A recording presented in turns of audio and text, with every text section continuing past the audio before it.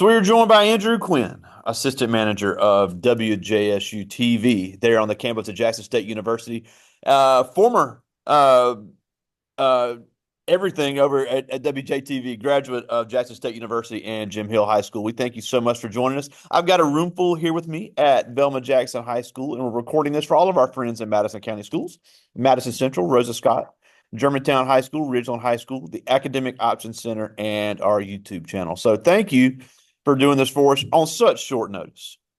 Yes, sir. No problem. Now we're I, we're in the we're in the Arts AV career cluster, which I know you've had a lot of hand in, done so many jobs in this amazing field. But just take us back to your background. Graduated from Jim Hill High School, where I started my career as a teacher, and then went on to Jackson State. So just give us a little background on how you kind of got into this field.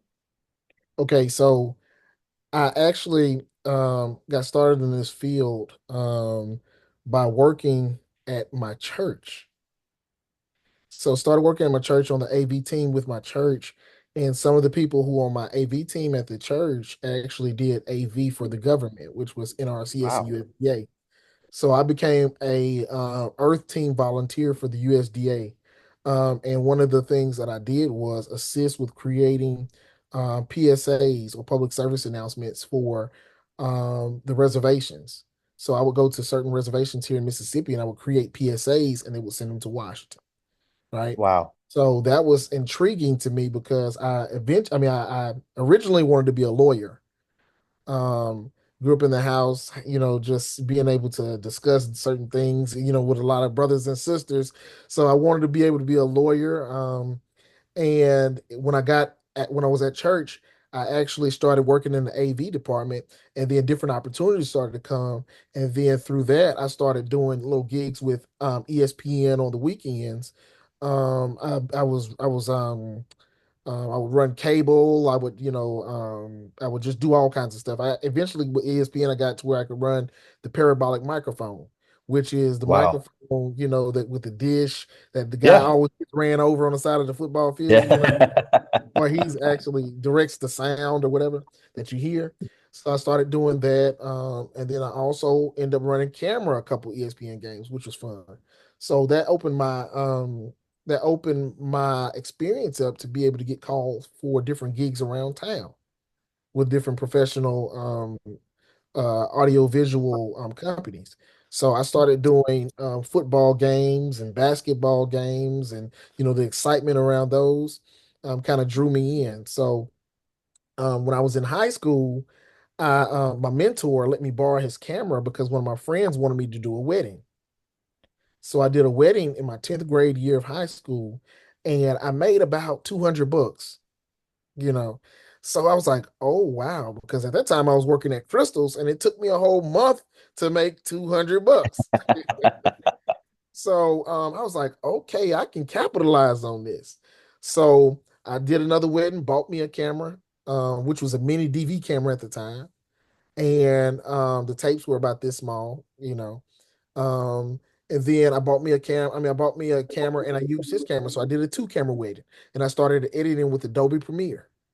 So I did a two camera wedding, learned how my mentor showed me how to kind of put those videos together to add music and different things like this. And thus my business was started in 10th grade. So by 11th grade, I was doing three camera weddings and everything like this, making about Wow. $500 every weekend, and different things like this. And I was like, oh my gosh, I found a niche. So I was still trying to be a lawyer, still want to be a lawyer, and this was just like a gig or whatever. So I go to school, and Jim Hill, go to school, and one of my mentors told me, he says, "Look, Andrew," he says, "just you're very good at this. Spend some more time in this." So I started spending time in video editing, taking pictures, doing different things like this, and I became known as the picture and video guy. So I was getting called. I had a business. I was making money in high school. Bought my car. Did all kinds of things like this. Went to college. Still on the pathway to be a lawyer. Went to Jackson State, and in my third year of Jackson State, I got hired at WJSU TV. I'm not WJSU TV. I'm sorry. I got hired at WJTV, Yeah. and because like a job had came open and it was needing a photog or a photographer or a videographer, whichever one you kind of call. But they was looking for a photog, and I had never ever edited on linear video before, right? So this is when they were editing with linear video, not non-linear. This is from tape to tape. So when I go in there and I see these machines, I'm like, oh my gosh, and I see these machines and I'm like, okay, wait, let me back up, because it was something before that. My sophomore year, I changed majors. I changed majors from political science to mass communication. Yep. So when I went into mass communication, I started working at JSU TV. I started working then at JSU TV. And JSU TV, I learned, editing, I learned how to put together different trailers for movies. I learned how to um shoot. I learned the lower third, how to put in lower thirds. I learned how to shoot by the rule of thirds. I learned how, just a lot of different things that took my craft up another level. And I was like, oh, I can do this.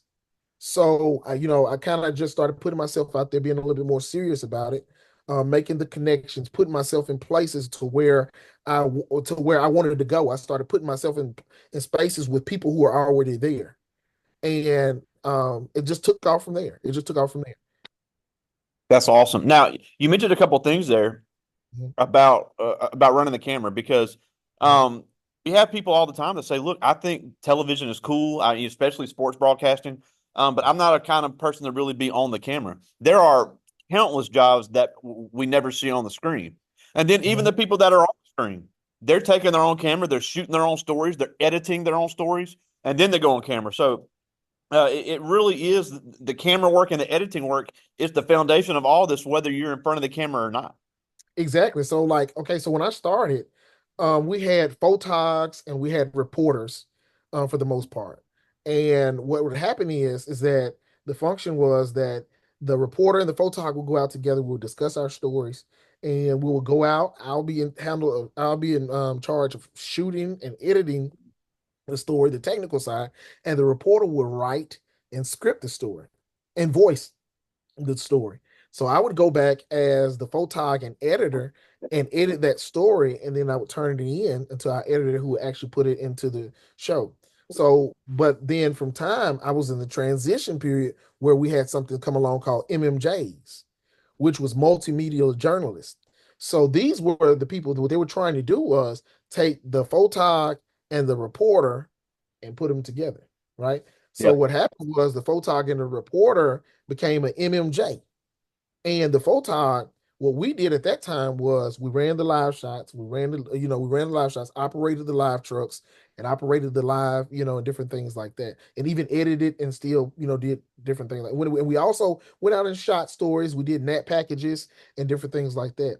So being able to learn how to shoot whatever you want to do in TV, I tell people this: without a camera, TV is radio. So without a camera, TV is radio. So anything in TV, you need to learn how to shoot. Because even if you Yeah. want to be the best reporter, you need to learn how to shoot. Because then, as a reporter, you can tell your story from different angles. It's different angles you can shoot with that camera to tell that story a total different way. It's different ways that you can shoot with that camera to tell that story a different way. So to be a better reporter, you need to understand the methods of shooting or videoing or recording. You also need to understand the basics of sound, nats or natural sound versus your sound from your talent. So learning how to capture both of those to tell the story. When you're walking in the room, if you want to tell the story, you capture the footsteps, the clacking of the footsteps. Like you hear movies a lot of times. It's a lot of difference when you see movies or when you see TV, it's a lot of sound that goes into it, and it's a lot of soundscaping. They go out and sometimes you'll see somebody who's just a sound engineer, and their job is to create sound effects. You hear the horses when they run, and you hear the footsteps as if they're right there in your ear. You hear all those, and that all goes into telling that story in a more effective way, in a more interesting way, in a more capturing way. You can tell a Yeah. story, you can tell a story, or you can be a storyteller. The Wow. better ones are storytellers. Storytellers are the ones who capture their audience, right? All Yep. right. So that's the difference. That's why I believe everybody needs to learn how to video or learn how to shoot. And Yeah, yeah. and that's interesting you say that because especially around here, this is a smaller TV market. You'll see the Casey Thomases and the Rob Jays and the Bradley Davises and the Blake Levines.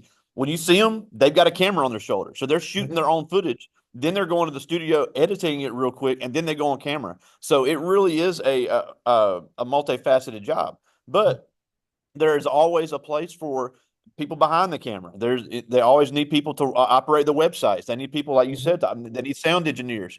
Mhm. I know at WJTV now they have the robotic cameras, but there has to be people to program those cameras. There has to be Mhm. people to you know to control the lighting. So there really are a lot of jobs when it comes to television broadcast, both live and recorded, that really requires a lot of technical training. I look at it this instance, a lot of people are saying AI and robots and different things like this. And I look at that as if, okay, if you are a surface level type person, those people, those kind of things will take your job. But if you, like you just said, if you the programmer of those things, those becomes tools to actually perform your job. So knowing how to do the job is the key. It's not just being able to go out there and do it, it's knowing what's needed to do it. So then you can take your mind and use those tools to accomplish what you want, even in a greater style. Using them, So when you said like Rob J, I mean, I work with Rob J like every weekend, doing the game. So one of my job things is that one of my job titles is I that job functions more say. I kind of oversee the broadcast for the radio broadcast for the football games, right? Jackson State football games. So Rob J is our is our main person, and it's another guy by the name of Daryl Asbury who's our color Yep. commentator.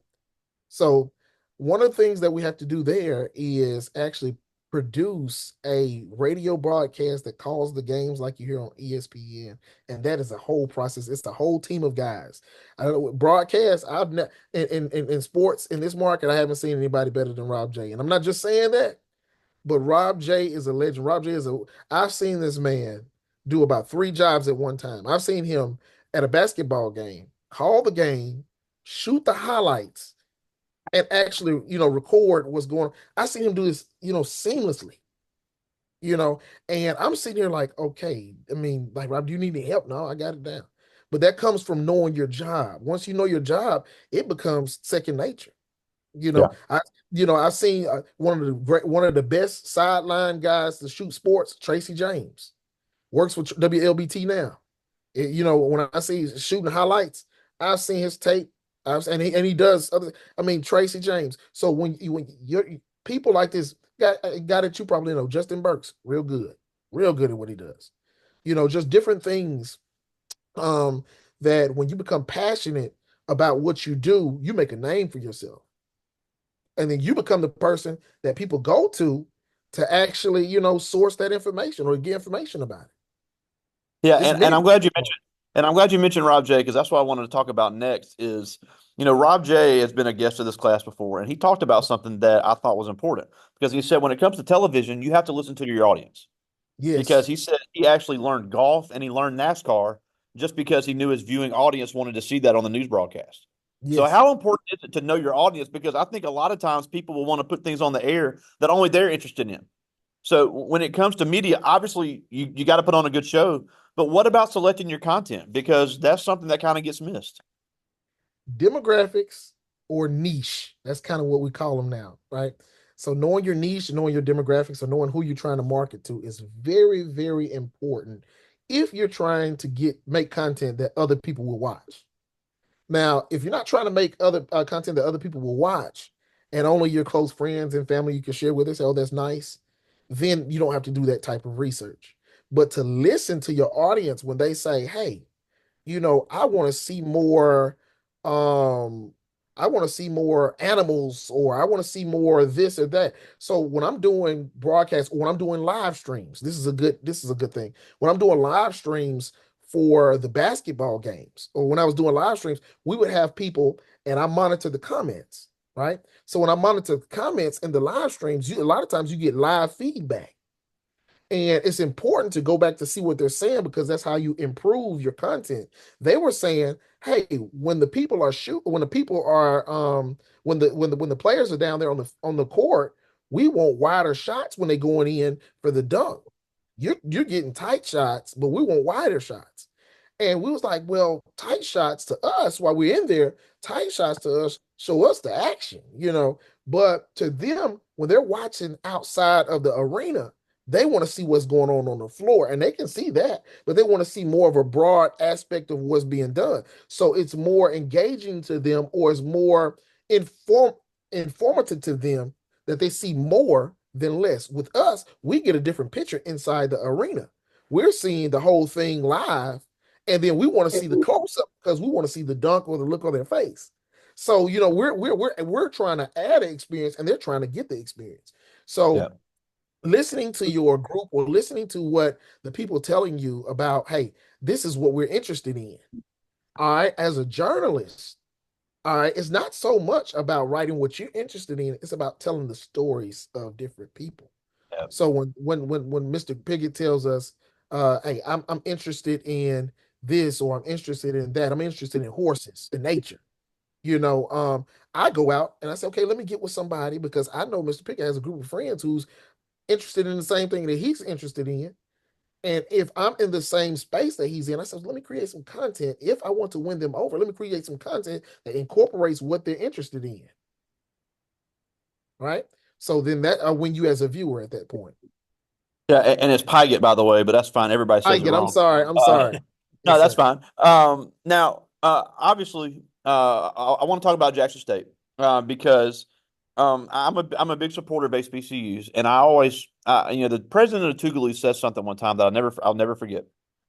She was being interviewed by our friend Kayla Thompson, and she said, I want to change the demographics here because historically black doesn't mean exclusively black. And Jackson State has done such a great job of that because I have kids all the time tell me, they're making their college choices and, we support them in whatever they want to do. But they say, I'm not really interested in in an HBCU because I went to a black high school. I don't want to go to a black college too. And I don't think that's a fair representation. Not only with Jackson State, even within the black students, have students from all over the country.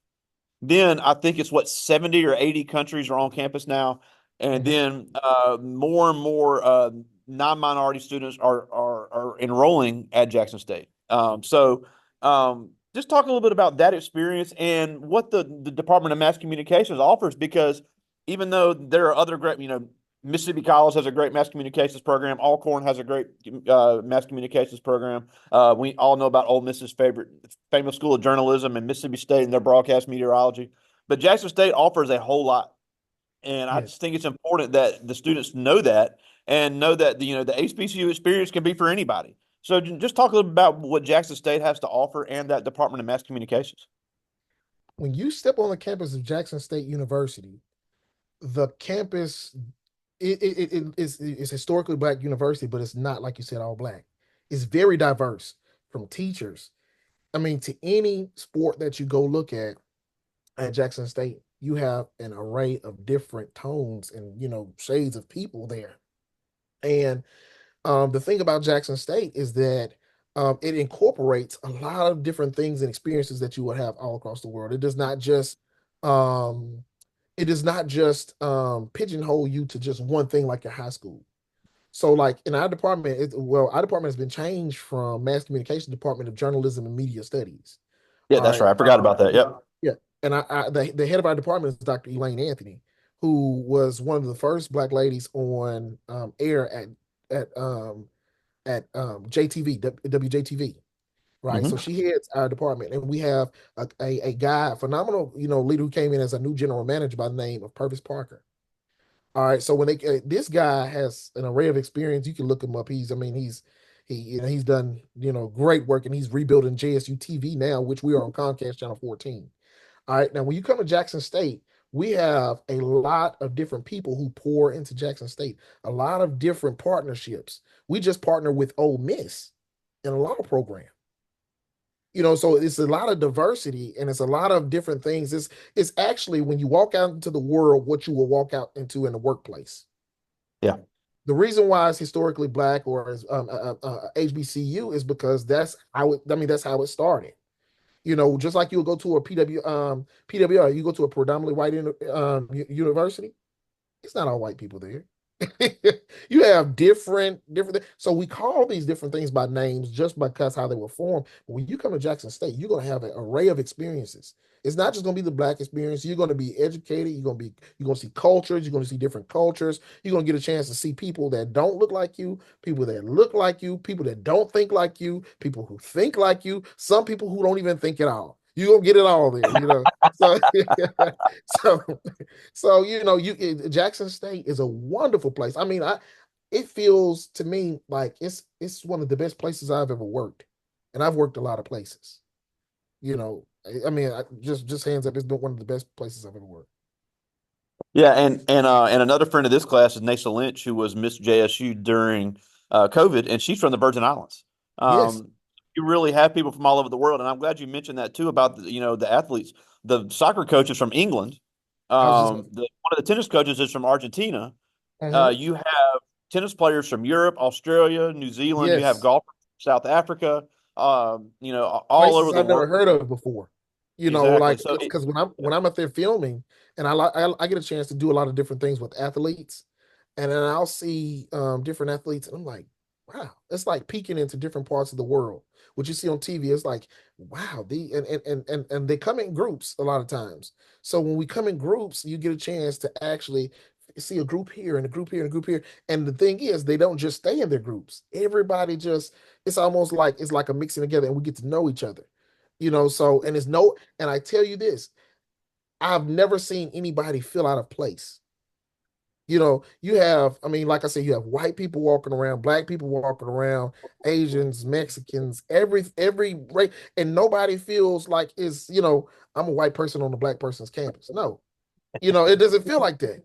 And you can tell because everybody's there. So it's one of those places that you can go and wherever you are, and this is not just me speaking, but wherever you are, you go and you feel like you're at home. With that's a couple awesome. of friends.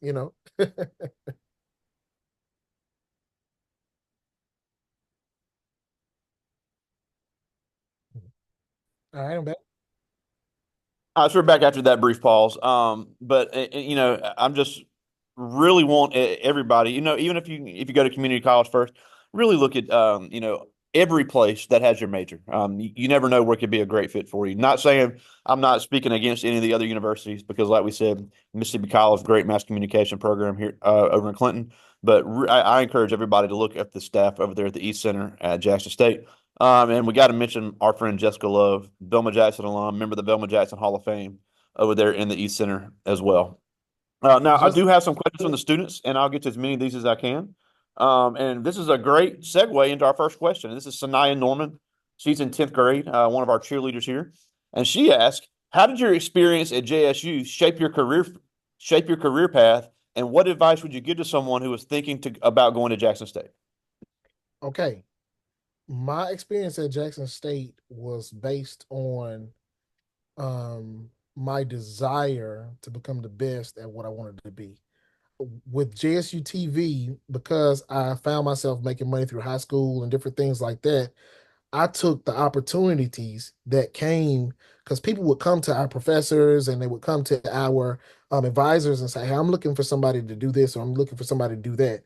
And I made sure that I stayed in sync with my professor and my advisor, just so I could be the name that they called when those opportunities surfaced. So basically, because I stayed in contact and I stayed involved in the program and actually pulled from the program what it had to offer, it actually led me into a career path that I didn't see myself in at first. So because when I started doing it, the opportunities to come was like, hey, to do this with ESPN, to do this with this. I was like, hold on, I'm traveling, I'm meeting people, I'm doing this, and I'm in college, and I'm making headway in college. Because I was involved in the programs. So I would say first, in whatever program you get in, and whatever pathway you decide to choose, be the most involved because those teachers have connections because previous students have went places and made names for themselves and they call back. to those professors. So when you go and like that when you go and be a part of that program, even where you are now, your professor that's on here now, the people, I guarantee you, people come and say, "Hey, do you have this person that can do this for me?" Or they do you have this person that can do this for me? And his most involved students is always going to be the names he's called. So that and what that does for me, that being doing that then at JSU, and then when I went to Channel 12, I stayed for about 12 years off and on at Channel 12. And then going there to, just different places. Um, and then to finally come back to Jackson State and to give back, that speaks a large volume because I loved it when I was there enough to come back, you know. So, and then also it prepared me to do all these different things and come back.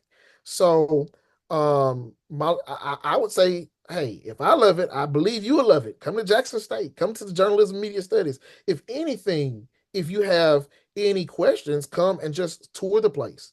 Talk to the people in the department. I guarantee you, if you stopped with one of our professors or even our even Dr. Anthony or Purvis Parker, who's the general manager, he can sit down and tell you some things about, HBCU Go. He can tell you some things about just, My 35. He can tell you some different things about running a TV station. So there's different levels, whatever you want. We have a sales guy by the name of Ed Bishop, who did TV sales. So when you're talking about TV sales and different things, that means selling ads and different things like this, the way the TV station actually makes money, he can tell you a whole lot. Rob J, he's there. He can tell you different things. So when you come and you look at Jackson State, even if you don't go to school here, come here to figure out what you want to do in media and journalism and then make your decision. Yeah, and I forgot all about sales because some of those TV salespeople make six figures because they're so good at Yes, their job, and they're yes, working 25 hours a week. So yes. if you can sell things, these channels can definitely find a place for you. And we have a multimedia academy on campus here at Belma Jackson. They have one at Madison Central, and we also have our audiovisual over at our career center. So there are all types of students getting experience now. And like you said, I want to encourage all of them to at least stop by, make an appointment to see what all the East Center has to offer. Hmm. Yes, I mean, Uh, definitely. I like this one. This is Madison Sims. She's in 10th grade, one of our volleyball players. And she asked, what type of training did you have to do for this position, or did it just come naturally? It was both. It was both. It's like basketball. Well, she said volleyball. So If she it's plays like volleyball. my daughter plays volleyball. So you have some when you go out on the court, you see the girls who are just naturally good, and then you'll see the girls who train, and then you'll see the girls who train and are naturally good. And the girls who train and are naturally good are usually the leaders on the team who people turn to. So I would say it's the same thing in this field. You have some people who have a natural eye for video and photography. If you're talking about, that part, you have some people who are naturally good at editing, naturally good at telling stories, but all of it, because it's broadcast and it's done professionally, you have to learn how to do it in a professional way. You have to learn how to do it in the broadcast environment. So it's going to take training, and you will have to actually learn how to weave your skill set or your talent with the standards that you have to reach in order for your material to be aired on TV. All right, I got time for two more. This is Azaya Ray. She's in 10th grade, uh, one of our band members. And she asked, what's the most challenging experience you've had to deal with on the job? One of the most challenging experiences I had to do on the job was some of the stories I've had to cover. I've had to cover I don't know if they're familiar, but with civil rights, I had to cover one of the Edgar Ray killing trials. I had to cover Katrina. I covered Hurricane Katrina. I flew out before, flew out after. We went out there and saw the bodies. We saw different things. It's the mental thing because when you're dealing with people, you want to remain a person because you see so much. You see so much. I mean, you see so much. If you watch our news, you see so much. I can say, from stories where you go to people's head cut off and stories you go to people, you learn the highs and the lows. And you have to learn how to process that as a human being and remain a human being. in these situations. So that's the hardest thing, to see these different things actually happening to human being, not on the screen, not at Hollywood, but in real life. And then have to go home and say, hey, that was a real person I saw, and remain a real person. You know? Yeah, and I always joke, when with all the stuff going on in Jackson, going on between the city council members and everything, I always ask them, I was like, how do y'all keep a straight face? Because there ain't no way I'd be able to interview with some of these people and not laugh. So it's just unbelievable the professionalism showed by journalists all the time. So it's one of those things that you have to learn to laugh when the camera's off. Because and then the thing is, what triggers you. So it's certain people in the room that you know not to look at when these situations happen, because if you look at them, because you make contact, you think the same thing, you're gonna crack up laughing. So it's creating your own method to get through that moment, and then later on you go back and you go back and rehearse that moment when the camera's off. All right, I got time for one more. This is Shania Smith. She's in 10th grade, one of our volleyball players again here. And she asked, what do you enjoy most about your job? I enjoy meeting people, because you get a chance to meet a diverse array of people. You get a chance to see different viewpoints. You get a chance to become knowledgeable about a lot of different things. And then also, just like this, I got a chance to interview Bill Clinton. Oh, I got a wow. chance to be the photographer when John Kerry was running for president here in this area. I followed him around, was the actual photographer shooting stuff for him and different things like that. I got a lot of different opportunities to meet a lot of different people, and just I got a chance to have lunch with Coretta Scott King and Merle Evers, just different people like that. So like you get a chance to become part of history, and take a little part of history with you, and tell your experience with these people. Wow, that's incredible. Well, we're almost out of time, and we thank you again so much for joining us. But a couple things before we go. First of all, tell people where they can find more information about the Department of Media and Journalism Studies there at Jackson State. Yes, you can actually go onto Jackson State's website and look for the Department of Journalism and Media Studies, or you could go to our Facebook page at JSU-TV, and that's going to be JSU-TV on Facebook, or our YouTube channel, which is JSU-TV on YouTube. And I would like to say this: as assistant station manager, I'm looking for content. So if you have content, I can put your content on air if it's content. So like I'm looking for content, and it's not saying that all it has to be is good content, good content. So if you have people in your class that produce exceptional content, so just exceptional stories and everything like this, I'll try where I can to make a space to actually play them on JSU TV. That's incredible. And that'd be a great resume builder for anyone wanting to get into Exactly. multimedia. But the last thing before we go, why should these kids really consider getting into this very fast growing field? All right, because for one thing, everybody has this, right?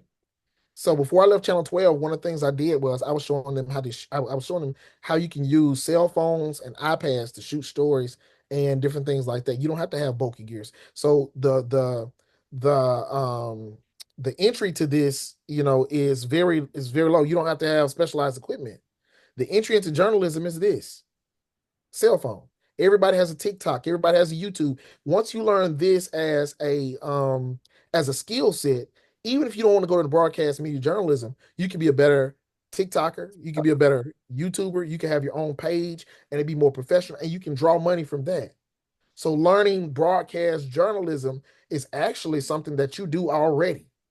So I mean, it's a skill set that many of you already have that you don't know you have. You're putting Wow. together these posts and different things like this. And once you learn how to say, okay, I'm telling a story, let me learn the rules of storytelling.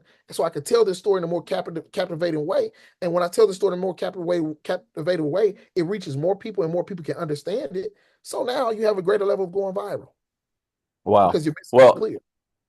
I mean, so many things you talked about. I had no idea. Some of the, I really hope somebody got something out of this. And again, we thank you so much for filling in for us on short notice. So thankful, and you guys are doing such a great job over there at Jackson State. But Andrew Quinn, assistant station manager for JSU TV, we thank you so much for joining us today. No, thank you so much for having me. I really enjoyed it. All right, talk to you soon, buddy. All right, thank you.